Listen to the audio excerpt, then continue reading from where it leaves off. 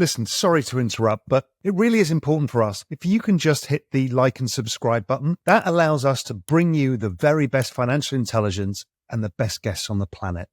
Anyway, appreciate it. Like and subscribe.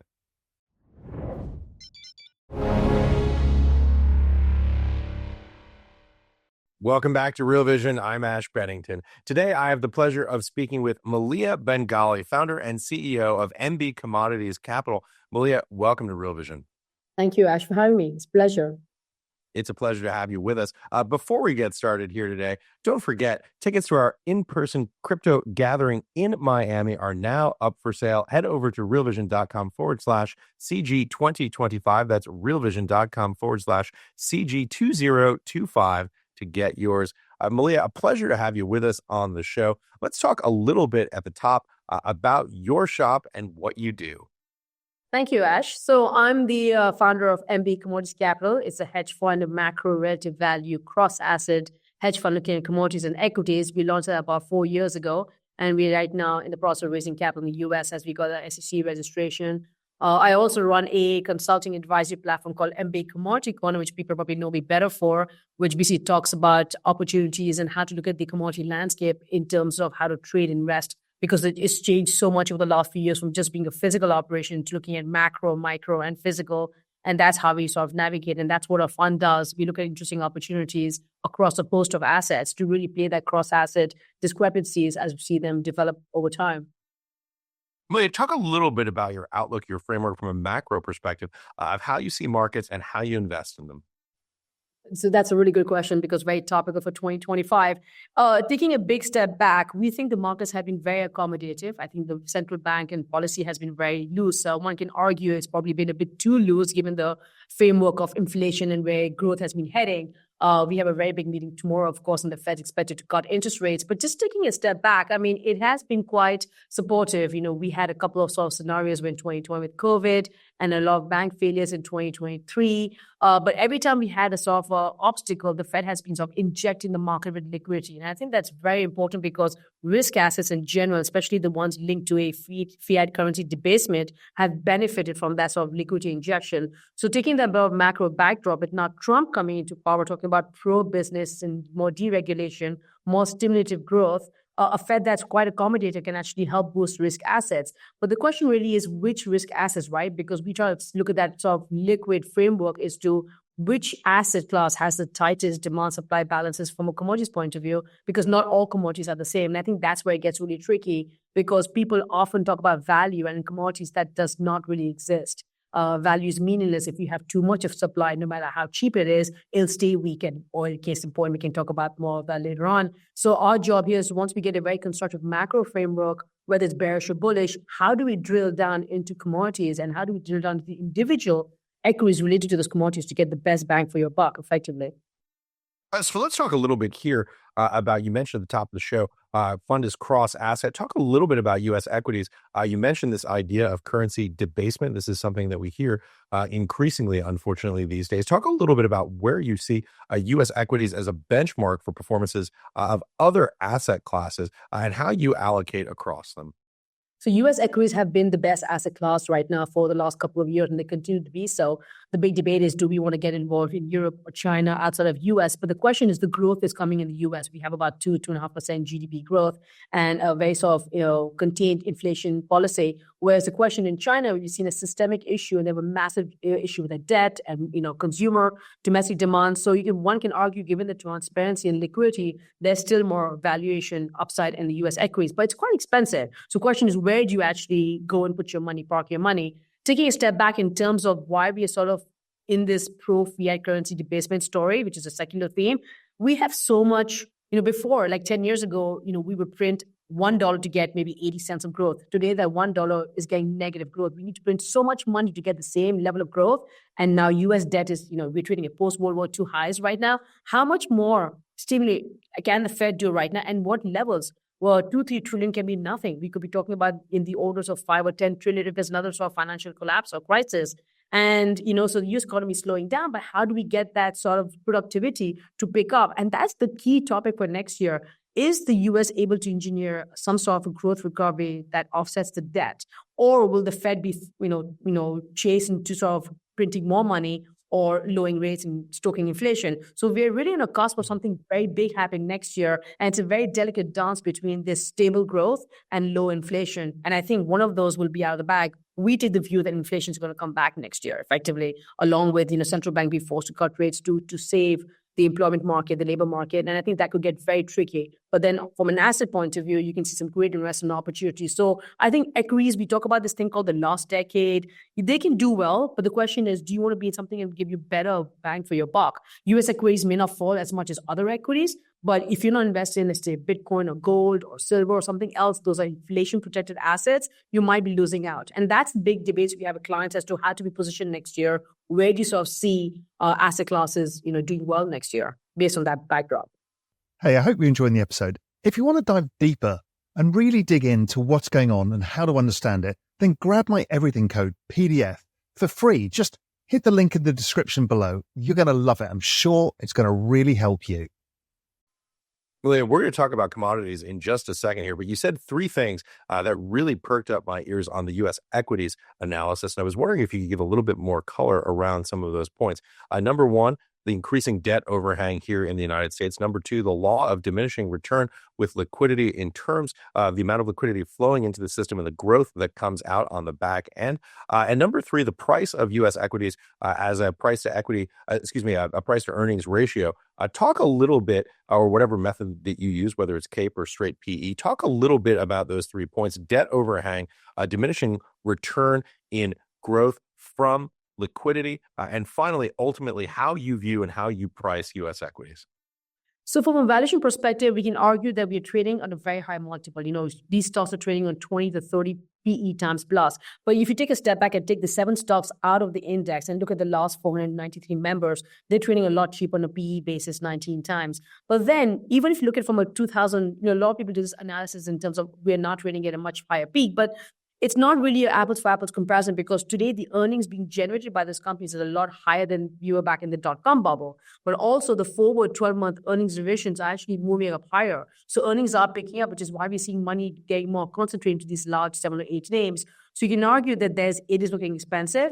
But compared to what the earnings are doing, there could be still further room, because this is such a big secular theme. The big question is the broadening rally. Do we see value in the rest of the index? And I think that's the question people are having. Do we want to long them or not? But right now, there's no evidence, because these are highly levered companies that need a very big pickup in economic growth cycle to justify being long them. Value is there, but the question is, has the economic cycle peaked, or are we just accelerating? And the jury's out. We don't really know.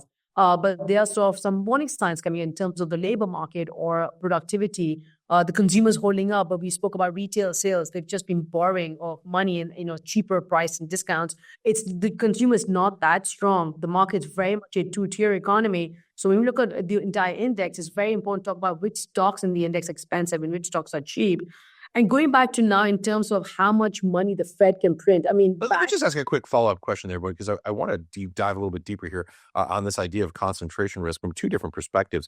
One, on the valuation basis of those 7 companies, but 2, also on this idea that you see the largest cap tech companies in the United States increasingly growing the role that they play in the U.S. economy at a fundamental basis rather than a valuation level. Talk about what concerns that gives you and how significant they are as you look at the other 493 stocks.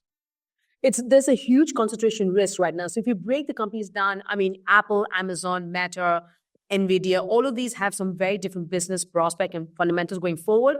NVIDIA is a good thing to talk about right now. We talk about how much demand there is for their chips, but then there's also competition issues, right? We're seeing Microsoft and these other companies sort of combating it in terms of how much pricing power. You're pricing in 5 years forward returns on today. So the question is, how much growth is already priced in? That 50% CAGR returns we are known.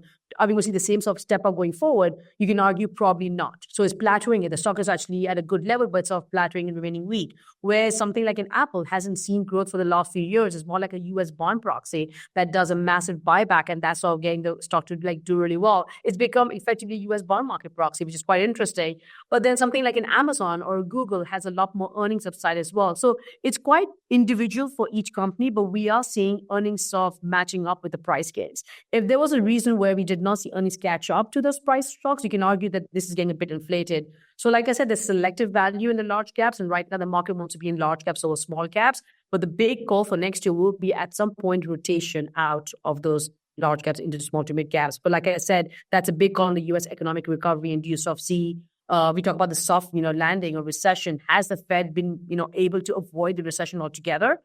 Magically, or are we going to see hiccups into next year? And there are a lot of some of you look at a lot of cross-asset signals, and there are pockets of signals like red alarms going off right now, and it's quite touch and go as to how we get out of it. And I think that's going to depend on how you asset allocate your stocks. Do you want to be defensive? Do you want to be cyclical? But right now the market's all in. Household contribution in terms of investment in the equity market right now is not the 40%. We are at a point in the cycle where everybody's all in, all long U.S. equity markets right now. So you can argue, what is the sort of risk-reward asymmetric? If you take a Ray Dalio approach and want to be long bonds and gold, that's probably a lot better, right? There's a better value proposition rather than being in equities. And I think, like we talked about, there could be a very well a situation where equities do nothing, but other assets do a lot better. So you need to think about your opportunity cost as well.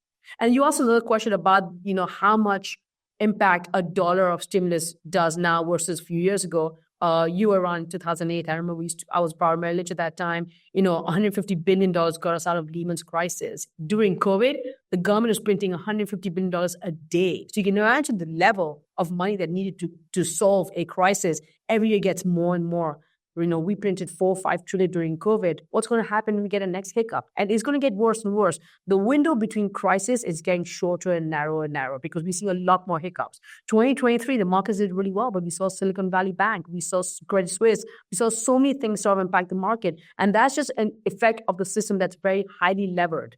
We see these massive sort of swings of 20% up and down. And eventually you see a lot of back-end liquidity being injected via the Treasury and the central banks. And that supports asset classes. But then again, it's going to the main indices, going to the large cap stocks, not really going to a lot of the other sectors.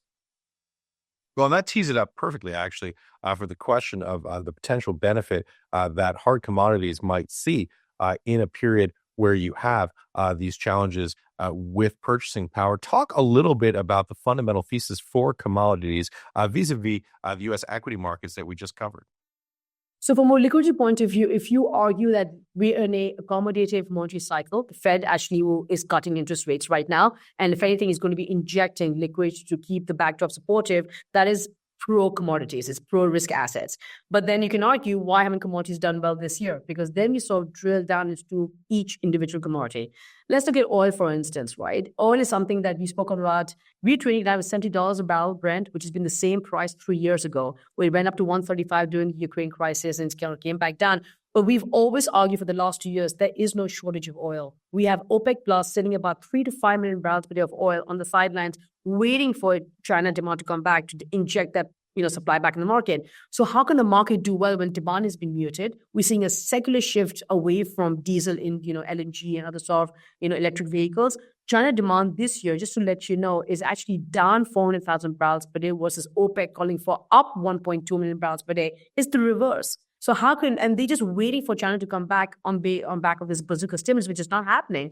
So oil is going to be cheap. We argue oil should be trading in the low 50s because if OPEC didn't hold this barrels off the market, there's no reason for oil to be in 70s. So that's oil. So the question is, do you want to be long oil? A lot of people have been long and wrong, and it's a waste of capital. It's about how you predict some sort of demand surge. Copper is a different story, right? So copper is very much predicated on the China economic cycle, the property story. Near term, 40% of copper demand comes from China, but the longer term, the 2030 onwards, you can talk about electrification and all the secular needs for copper. So copper is one of the commodities we like from a base metal point of view on the long term, but near term, it's plagued by China's systemic decline. It's very sensitive to the yuan. It's very sensitive to China's economic policy. So once again, if you're parking your money in copper, how long can you afford to hold on before it makes money, right? And then you sort of break each commodity down. So we try to look at the commodity market that has the most tightest demand-supply balance. And what MBCC does is we stress test various GDP scenarios and then sort of various macro scenarios on the dollar, the yield, interest rate policy, and then which one gives you the tightest balance That's the one you will long on the most conservative scenario. We like gold and silver. We love precious metals over base metals because yes, you get a bit of a slowdown in silver in terms of the industrial demand, but then given the backdrop of central bank policy, QE, potentially more rate cuts, inflation, we haven't even spoken about inflation yet. The last 3 months I've seen inflation tick up. These are commodities that do really well, and the demand supply actually, it's not like we're running out of gold and silver, but the inherent demand from central banks all around the world buying gold assets or silver and individuals trading it to protect the inflation, we see a massive tailwind. So every commodity, like back in 2008, 2010, people just bought commodities in general, but it doesn't work that way anymore. You have to be very selective and be allocated to the right commodity for the right macro backdrop, and that's what we really are trying to do here. All right, let's talk a little bit about gold. Obviously, gold is a topic that's on a lot of folks' mind right now. Trading on my screen, 2641 an ounce. Talk a little bit about it. Very different chart than when you look at WTI or copper. So copper had a great year this year. It's a very boring commodity all of last year. And this year it's up about 30%. Actually, it was up about 37%. And until the election, it probably fell about 10%. So gold has done really well. Now, gold is sort of the stepsister of Bitcoin, you can argue, or the other way around. Everybody wants to be long Bitcoin because that's where all the sexy returns are effectively. But in a sense, they're two sides of the same coin. It's about fiat currency debasement. It's about basically dollar, just all these currencies being like paper money and inflation coming back. Now, we like gold. It may not go up 40, 50%, but in terms of a hedge, it's a true store of value and a hedge against your currency devaluation. Gold is pulled back right now because the dollar has been strong. There's a lot of talk about as to how much will the Fed cut and how soon will it cut. And there's some nervousness around the Fed cutting probably a bit too much. We think the Fed's probably overcut right now. There's no need to. And that's why the U.S. bond market's gone a bit sort of nervous in the last few weeks. You've seen the back end of the 10-year curve trading close to 4.4%. And as the dollar's been higher for longer, that's what is putting pressure on silver and gold in the very near term. People are very concerned. So there's a bit of a risk-averse move towards gold and silver right now with a higher dollar. And I think tomorrow's meeting will be very important if the Fed manages to convince the market that they're done cutting rates and take a more data-dependent approach rather than just being, frivolous and just cutting rates ad hoc. The market will probably like that sort of, stability. But taking a step back, that's a near-term issue for gold versus the dollar strength and the yields being stronger. But from a medium perspective, we love gold and silver. We think it's got great value. We can see it north of 3,000 next year. There will be a time next year when we go through a hiccup in the economic cycle and the Fed will be forced to act or inflation will, really go back up and surge higher. And that's your catch 22 scenario. Gold will do really well. We expect it to do really well. You use the word frivolous with regard to the FOMC. How concerned are you about that? And what risk do you see for price stability? So the Fed really has a dual mandate of employment stability and inflation. Employment has been very contained right now, so there's no reason for them to cut. During the summer, we had very negative data due to some seasonal adjustments, some Boeing strikes. The Fed got a bit nervous and they cut rates in September. Fine. But there was no reason to cut rates again in November, and there certainly is no reason to cut rates again tomorrow. If you take a look at your federal funds rate over nominal GDP growth, we are not really that tight. We're not restricted, so there is no reason to cut rates. The labor market is holding in. Inflation is actually ticking up. So why is the Fed so determined to cut rates? The reason is because the U.S. debt interest expense is trading close to north of $1 trillion a year. We're paying just an interest expense. The Fed is looking for any window of opportunity to cut rates because that is a huge burden on them. Plus, you have consumer demand. You have a lot of these banks sitting all these held-to-maturity assets that's causing a lot of pain for them. They're marked at zero right now, marked at par, even though they're sitting on these losses, but the banks are unable to lend out. So the Fed really is looking for an opportunity to ease the pressure on them, but it can't do it too soon because inflation, which is now averaging above 3 or 3.2 on a core PCE basis, will come back to bite. So this is the dilemma, but the bar for the Fed to cut rates is a lot lower than the bar for them to raise rates, even though they should be thinking about keeping rates higher for longer to contain that inflation. But that's really where I use the word frivolous because, there really is no need. And the bond market is throwing a tantrum right now. We have rallied from 3.6% on the US 10-year yield all the way to 4.4% on the back end since the Fed cut rates. So the bond market is going the opposite direction of the Fed's doing. And this must be concerning them because once they lose control of the bond market, it's game over, right, for the Fed. So there's a lot of debate as to why they're doing this and is this the right time? So talk a little bit about that across the yield curve, 2s and 10s. Talk a little bit about what you see markets doing, if that's something that should be perceived as putting pressure on the bond market and there being an open question around that policy. So the bond market, we've seen it inverted for the longest time, and just until recently we've seen it uninvert. And in an economic parlance, that means that when the bond market uninverts is when the recession actually starts. Now, we have yet to see if a recession actually does start, but the back end is pretty much talking about how the Fed's about to make a policy mistake. So they need to actually look at that really well. We've seen now the 10s and 2s trading, I think, about 15 basis points right now on an uninversion basis. This was trading before negative 40 basis points. So that's a big move in the back end versus the front. And that's something a lot of investors are keeping an eye on, because we also looked at the 3-month versus the US 10-year, and that's gone positive for the first time in a long time. And historically speaking, when that goes positive, usually a recession hits. So are we on the cusp of a recession that's been so delicately avoided for all of this year? Or are we about to see a resurgence in growth? And I think there's two schools of thought about that, right? We delay the inevitable, but the situation right now is we have a lot of debt, the balance sheet's stretched.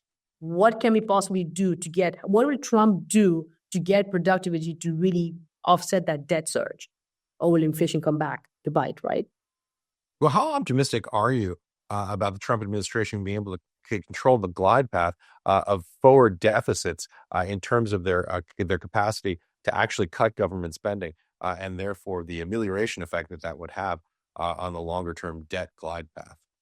I think I'm very positive on the administration in making good concrete steps towards lowering the fiscal deficit, but I'm not sure how much they'll actually be able to get it done. We're talking about, Vivek Ramaswamy is talking about $2 trillion of cuts, but a lot of these are tied to Medicare and Social Security. How much of that is going to be possible? I'm not sure about that. We might move a step in the right direction. The tariffs are another sort of proposal right now. These are just sort of negotiating tactics. I'm not sure Trump's going to go and enforce 20 to 40% tariffs, but maybe more to just get them to move more on their side. So the question really is, no. In short summary, I think the fiscal spend is going to be hard to contain. Just in the last 100 days, we've added $1 trillion to the debt, just to give you a number in reference. So the U.S. economy is so used to this fiscal surge that I think it's going to be very hard to contain it unless we see a massive sort of a growth slowdown. But then you're talking stagflation, which is a massive issue for risk assets, right, next year. So we're seeing the glass sort of half full. I think Trump has all the right talking points, but how much he manages to get done in terms of regulation and business policies with a lower debt balance is going to be interesting. The other thing is Treasury financing. We know Yellen did a very good job last year pivoting by all the Treasury issues going to T-bills versus the back end, which really caught a lot of people in the back foot, and that sort of, avoided a big sort of mess up in the bond market. But going forward, Scott Bessent may not be as generous and issue that many T-bills. So she was quite clever in sort of avoiding that sort of collapse in the back end. But if we have to refinance, the U.S., Treasury is going to fund most of the U.S. deficit, that's not bullish risk assets also. And that's another issue. Who's going to fund that deficit? Yeah, and when you look at this on a debt to GDP basis, I mean, in my lifetime, we've gone from about 35 to about 120 where we are right now, off the peak of around over 130 during COVID. But the general trajectory for debt to GDP ratio over the last 50 years has just unfortunately been up and to the right. Absolutely. And a lot of people say, hey, it's always gone up, nothing's broken, why would it break now? And that's a very good point, right? So if you talk about economies of scale, at one point, there's a bubble burst. We don't know. It could be 2 years, 3 years, 5 years, but we do look at valuation and risk assets and we sort of break it down. But that window is getting narrower and narrower, right? It's all about investing, trading is all about risk reward. So if you sort of see a valuation upside of just 5% and maybe 20 to 30% downside, one has to sort of scratch their head and go, right, why am I investing in equities where I see better value in bonds or I see better value in gold or Bitcoin? And that's really what investors are doing today. They're sort of reallocating their risk and deciding where to be invested. Or even today, putting your cash in the market right now, maybe be a bit defensive, getting 4 to 5% is still decent value, preserving your capital, than to be involved and be invested at these returns. There is the year-end Santa rally and the market's going to go up to 6,200. Those are just short-term gains. But going into Q1 or 2025, there are tons of risks to be mindful of from a risk-reward perspective. Well, let's talk a little bit about time horizons on some of the assets that we've looked at here today. Specifically, I'm interested in oil, copper, and gold. Talk a little bit about your time horizons in terms of your view of those risk asset prices. So the oil market, we look at from a 1 month, 3 month, and 6 month basis. So we are quite pragmatic in terms of, because the commodity markets, they work on a spot. whether you have it or you don't, if you have too much of a commodity, it can go to negative, right? That's why we talk about commodities having no floor value. And when people talk about it being cheap, I sort of laugh because there is nothing as cheap or expensive. If you need to put your lights on, you're going to pay whatever money you need to put your lights on. And that's how commodities work. So from an oil market point of view, we see the loadings right now from Saudi to OPEC to Asia, and the demand supply. We look at all the barrels of the market. Obviously, OPEC is in a bit of a pickle right now. They've been waiting for the longest time for China to come back, and they're losing market share. They've pretty much been holding the fort in terms of these OPEC cuts. They've taken the brunt of the share of the cuts, wait for price to rally above 90 and then to release their oil. That plan never happened. They were meant to have these voluntary cuts, just for a few months. They ended up being like a year and a half. So the question now is they're sort of lowering their prices to attract their barrels into China at the cost of Russia. So there's a bit of a power struggle going on because some of the other OPEC members really want to pump as much as they can, as they've invested in capacity for the last few years. So why should they hold back when this is their crown jewel? Whereas obviously Saudi and some of the bigger members want them to be a bit more restrained to keep prices stable. So from that perspective, there's all those dynamics. But from a flow generation, so we look at from a 1 month, 3 month, and sort of see the demand, because when the loadings happen in China, they're usually on a 6 to 8 week basis. So we can sort of see where demand is going to be. And China this year has been very price opportunistic. They're not growing their demand, but when prices dip below 70, they just sort of load up and put it in their warehouses. So yes, there's demand, but China's become very price sensitive, unlike 2008, 2009, when they just sort of went in and bought every barrel because they needed to. So China's being a lot smarter about playing the oil market. And that's why our thesis on oil demand and supply is so predicated on the fact that the demand is just not there. We are very muted, and we've seen OPEC lower their numbers every single month of the last 6 months because they're so offside. I think the last adjustment OPEC did was they took the Chinese demand down to 400,000 from 1.2 million barrels per day because they've just, lost out. So that gives you that perspective of the short term versus the medium term. Of course, we can talk about oil from a 2-year basis, but that's not how it trades. Oil trades in what we need in the next few months, and that's how it actually trades. Copper is very similar. We look at sort of price demand based on how much inventory is on the COMEX, the Shanghai Exchange, what are LME warehouses doing, what the demand supply is. Obviously, dollar, macro, and yuan are very important for how currency and speculative traders trade the copper market. But our horizon is mostly tracking. We have this quantitative model where we track all across as a signal. So we use a host of signal indicators to see what demand is in the macro markets to pinpoint what it will be in the actual physical markets. So when we see these discrepancies, we have these ratios that track forward demand and into our price. And we see these things blow out, the conversion diverge. And that's where you see the opportunities. In the oil market, we look at refining margins. It's a very good indicator in terms of what actual crude oil demand is going to be. But the average person that trades oil will not know what naphtha, jet fuel, or kerosene or distillate is doing. It's crazy how people just look at oil, but they don't understand what drives oil. And it's margins, it's demand, and it's so many facets of the product market. The product markets determine the demand for oil, not OPEC or other things. Though they're just sort of managing supply based on a certain demand scenario. And we know that we look at people like Goldman Sachs or Jeff Curry. These guys are really smart guys, but most sell-side guys extrapolate a linear demand.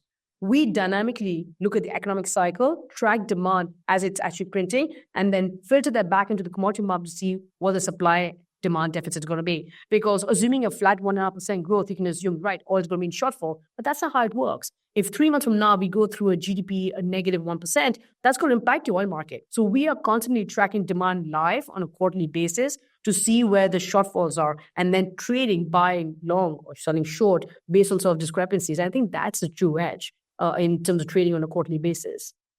What could change your view on the demand side in terms of your view of the forward price outlook? Today, if China comes out to their detriment and announces a $20 trillion yuan stimulus package, if they announce in the order of 20 trillion, nothing less than 10 trillion is going to get the market moving. If they announce that, close your eyes and buy everything. The question is what's going to happen to the currency. The yuan's going to probably collapse and could probably go 8 or 9 versus the dollar. But yes, China needs to do a very, very, very high bazooka stimulus and a fiscal stimulus for the market to start chasing all commodities, because then they're doing that. And then they need to reassess, right? But that's a very difficult number for them to do, and it's actually predicated on the dollar. China has been hamstrung by the dollar strength. And I think that's another reason why they're waiting for the Fed to cut rates or sort of lower the dollar so they have a bit more breathing room to do this bazooka stimulus. But no, that's what's going to change. We look at European demand. Europe has another systemic problem. We've seen what's happening in Germany and France. So from a demand perspective, China is the only one that can surprise us if they come up with that number And then, but on that basis, copper's going to rally a lot more than oil. Sure, oil's going to go up, but there's so much supply that it's going to be contained. So if I had to really buy these things, I'll still buy gold and silver and copper, and do a lot better than oil. So the question is, the rising tide lifts all boats, but it's about alpha capture as well. So rising tide lifts all boats, but not equally.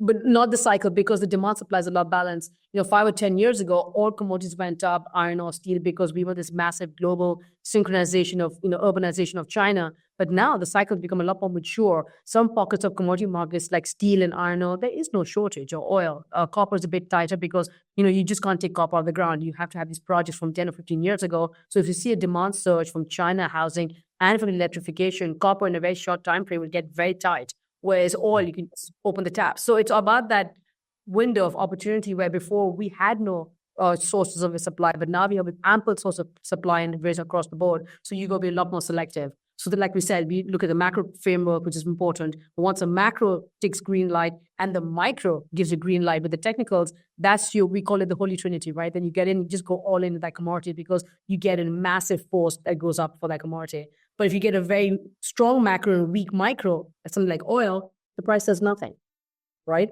And that's sort of interesting paradox here. This idea that because producers of oil have been so effective at being able to bring on additional swing capacity, that in fact it actually mutes the price move relative to copper.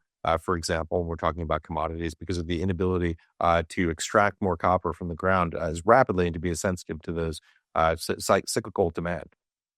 Absolutely. Because oil is just, you can put the taps on and you get either US shale oil, you can switch it on and off, or you have Saudi oil, a lot of spare capacity sitting there. We don't have a lot of copper spare capacity, and the demand picks up. It's very hard for Freeport or Antofagasta to find new copper mines. These take years and years. And one argues that if you believe the pure electrification story and how copper is going to be used for the next 10 years, you can argue that companies need to invest more for the future. You're absolutely right, because there could be a shortage, but that's a 10-year long story. A lot can happen till then. Where something like the oil market, you can talk about, Trump is talking about drill, baby, drill. For the US oil market shale, we're having about 13.2 million barrels per day of production. They're producing all they can. There's no need for them to go and produce more. There's just too much oil right now.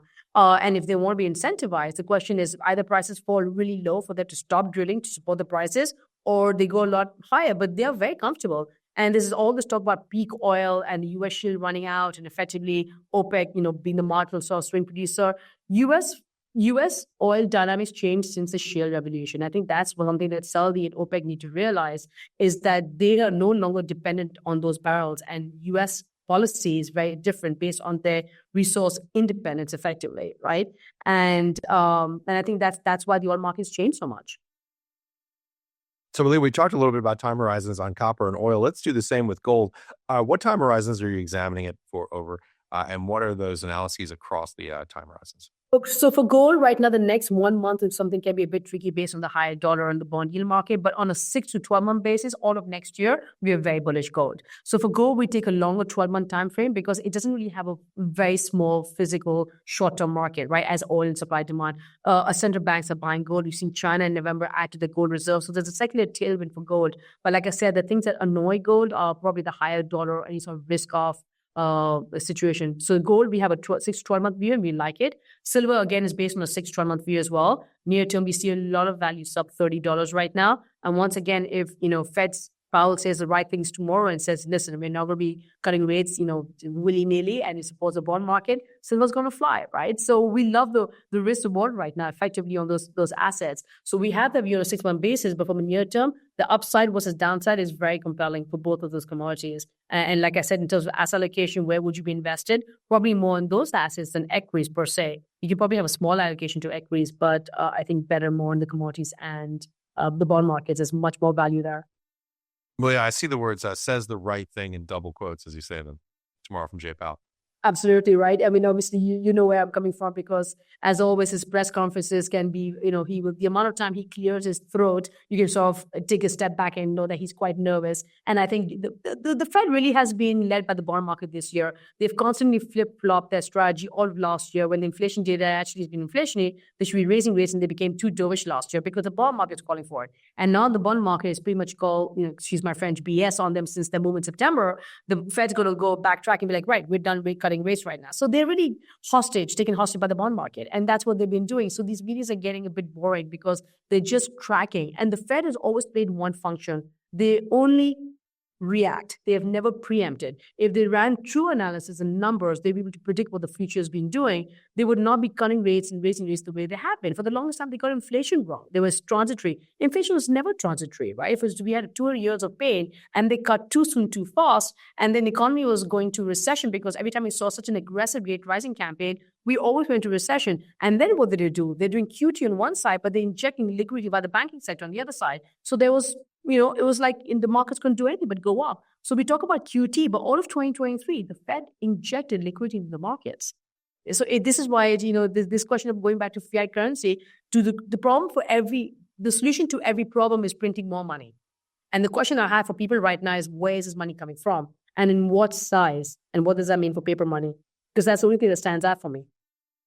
Geez, boy, where is it coming from? What's the price? What are the externalities that result from it? And to what degree are we getting, as you pointed out earlier, a role of diminishing return coming off that? You mentioned some price levels there on gold, as I said earlier, 2638 right now on my screen. You mentioned 3,000 as a potential target for 2025. What time horizon is that across?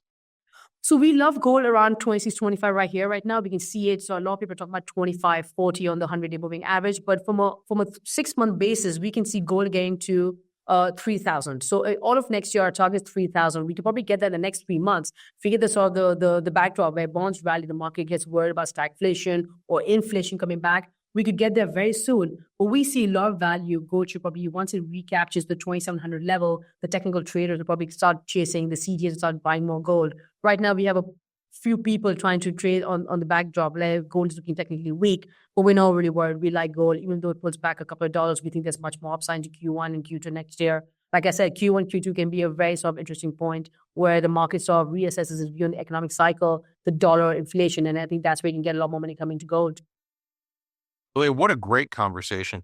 I know that our listeners and our viewers are really going to enjoy this one. We covered a lot of ground here, macro, commodities, equities, bond market.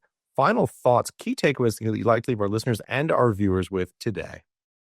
So the issue we had is, I ask you, I get from all my clients, is Bitcoin, crypto, right?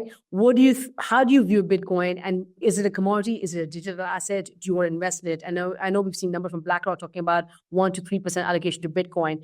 And I keep telling my clients, it depends on your investment horizon and your mandate. If you have a lot of risk in your fund, of course you can invest in Bitcoin. It's a great asset. And as we see more and more institutions adopt it, it's going to take you there. But the volatility, if you can't weather the volatility of 10 or 20, 40% moves, you can't be in it. So it all boils down to, you may like a certain proposition, but being long gold and silver is very different than being long, Bitcoin. I can invest probably 10% of my fund in gold. Would I put 10% in Bitcoin? Probably not. What I want to, it's a different story. So I think the evolving nature of Bitcoin and Ether and these crypto assets is going to play a very important role for precious metals and commodities going forward as to how to make money in commodities. And that's the conversations we're having with our clients right now. But in terms of the bigger framework of like dollar, interest rates, central bank policies, and where inflation is going to come back, I think once you take that backdrop, there are only a few assets to invest in. The question really is, how much do you want to be exposed to that? So this is the debate for next year. I think the question we leave with the clients is, are you in a period where you see GDP re-accelerate, i.e. we don't even have a landing, we just sort of take off again? Or do we see stagflation, which is a very real possibility, or just inflation and seeing massive slowdown? And if that happens, how would you be allocated to your assets and how would you protect your capital? Because the key is to protect your capital and not just chase, the few stocks that people have been doing right now, the concentration, the leverage, the amount of zero DT options right now. The game has changed, the players have changed, and the volatility is enormous right now. That's actually alternate. But, a lot of people are investing in passive indices, and passive has done really well for the last 10 years. And that's another question for us. Will it do well in the next 10 years? And I think the economic cycles change every 10 or 15 years, and people need to think about active allocation rather than just being passive. Maleeha, when you pivot there to crypto, there's no way I'm going to be able to wrap without asking you more follow-up questions there. And now that we talk about it, listen, you mentioned 40 to 60% drawdowns. How about 60, 70, 80, 90 on Bitcoin? We've certainly seen that. But then again, on the flip side, you've got that log scale upside growth that you see during those breakouts. Obviously, a highly volatile market, quite fair and reasonable to point out, but also historically enormous gains in that sector. I'm curious how you think about it as a macro hedge fund and as a cross-asset macro hedge fund specifically, how you think about that in terms of your allocations. And are you limited to looking at just Bitcoin, or are you looking a little bit further down the stack in terms of those digital assets? So Bitcoin, if you look at today, how it's trading versus the 2012, the 2016 halving cycle, is going to be more of a mature asset class. And that's a good thing, because the funds like us, or even some of the big institutions, you can allocate capital because you can probably weather the 20-40% rather than halving and quadrupling in space of 3 months. So Bitcoin is going to be a mature asset class. The rate of change is getting less and less right now. So it's not going to give you maybe the 80, 90, 100% returns as it did that much. But that's a good thing because you can allocate capital in a much more confident, reasonable way. So yes, the answer to that question is that we can probably invest a lot more money to Bitcoin. But something like Ether or Solana, you can argue that you probably invest a lot less, right? Because these are still quite speculative compared to Bitcoin. And that's going back to the Trump's proposal about a national Bitcoin reserve, or the Michael Saylor strategy, more and more institutions diversifying. Bitcoin is becoming more mature, and that gives you the confidence to invest, or at least allocate some part of it, because it's the truly only asset. But you have to remember something, it's a risk-on asset. Back in August this year, we saw the dollar-yen trade unwind massively by 20% in one morning. Bitcoin was down 20%. So as much as you talk about store of value, you have to be very cognizant of the fact that it is still a very leveraged asset to liquidity. So if you see a macro cycle, Raul talks about this all the time, GLI, the Global Liquidity Index, right? If you see liquidity being withdrawn from the market globally, that's going to affect Bitcoin rather than the macro be on your side. So you need to track liquidity, because that's the key for all of these assets, especially the leveraged ones. Maleeha Bengali, what a fantastic conversation. I hope you come back and join us again here at Real Vision. I look forward to it. It would be my pleasure. Definitely. Thank you so much for joining us. By the way, I should say, don't forget, tickets for our upcoming in-person crypto gathering in Miami are now up for sale. Head over to realvision.com/CG2025. That's realvision.com/CG2025 to get yours. Thanks for watching. Thanks for listening. Have a great afternoon, everybody. Hey, thanks for sticking around to the end. Look, if you enjoyed it, hit the subscribe button and check out the video here on the right-hand side. I'm sure you'll enjoy that one as well. And if you're ready for more, go to realvision.com/join. I'll see you there.